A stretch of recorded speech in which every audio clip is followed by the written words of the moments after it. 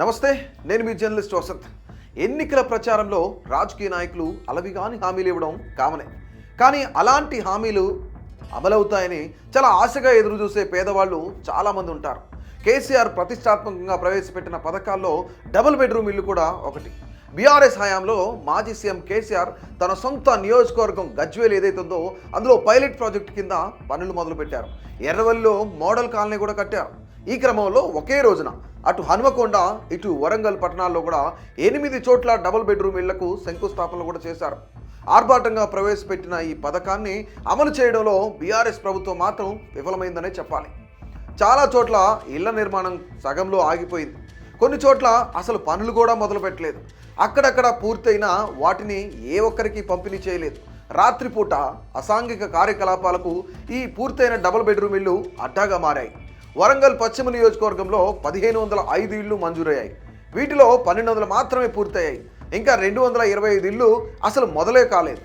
Hanamkonda press club పక్కన అంబేద్కర్ నగర్లో G+3గా చేపట్టిన 592 ఇళ్లు పూర్తయి 5 ఏళ్లు గడుస్తున్నా ఇప్పటి వరకు ఎవరికీ కేటాయించలేదు.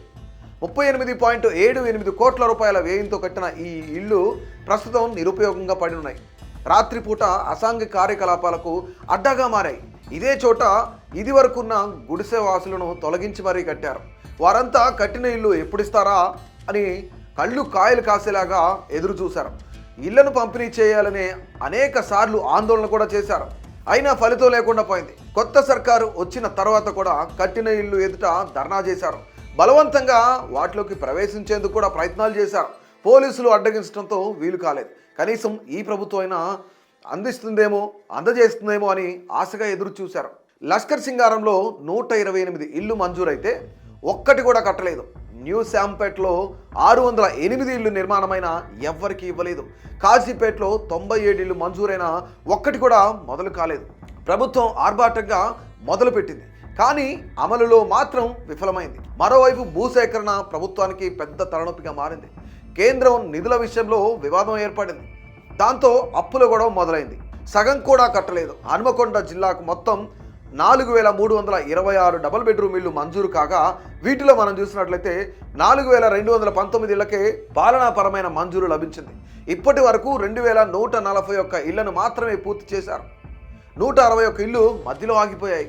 2024 ఇళ్లు అసలు మొదలే కాలేదంటే ఈ పథకం అమలు తీరు ఎంత దయనీయంగా ఉందో అర్థం చేసుకోవచ్చు. పోనీ పూర్తయిన ఇళ్లను లబ్ధిదారులకు అందజేశారా అంటే అది కూడా లేదు.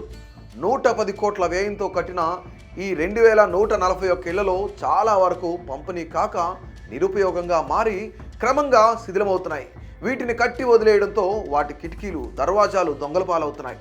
ఏ పార్టీ అధికారంలోకి వచ్చినా, ఏ నాయకుడు అధికారంలో ఉన్నా, ఎవరు సీఎంగా ఉన్నా కానీ ప్రజాధనాన్ని ఇలా వృధా చేయడం కరెక్ట్ కాదని ప్రజలు కూడా అంటున్నారు. నిజంగా ముఖ్యంగా మనం మాట్లాడుకోవాలంటే ఈరోజు కట్టి శిథిలావస్థలో ఉన్న డబుల్ బెడ్రూమ్లను పేదవాళ్ళకి ఇస్తే వాళ్ళు ఉపయోగించుకునే అవకాశం ఉంటుంది. కానీ ఈరోజు అటు ఎవరికో పేరు వస్తుందని కేసీఆర్ కట్టిన ఇల్లు ప్రజలకు పంపిణీ చేస్తే కేసీఆర్కి పేరు వస్తుందని ప్రస్తుతం ఉన్న గవర్నమెంట్ ఆపడం, ఇందిరమ్మ ఇళ్ల పథకం మేము స్టార్ట్ చేస్తామని మళ్ళీ కొత్తగా మరొక పథకాన్ని స్టార్ట్ చేయడం, అది కూడా అక్కడక్కడ ఇల్లు పంపిణీ కాక ఈ యొక్క పథకం అందరికీ అందక అనేక మంది ఇబ్బందులు పడుతున్న పరిస్థితి. కానీ ఇక్కడ వృధా అవుతుందంతా కూడాను ప్రజాధనమే. కట్టిన డబుల్ బెడ్రూమ్ ఇల్లు ఇప్పటికైనా ఎవరైతే అర్హులున్నారో, ఎవరైతే పేదలున్నారో, ఎవరికైతే ఇల్లు అవసరం ఉందో ఖచ్చితంగా వారికి అందజేయాలని అభినవ్ భారత్ కూడా కోరుకుంటుంది.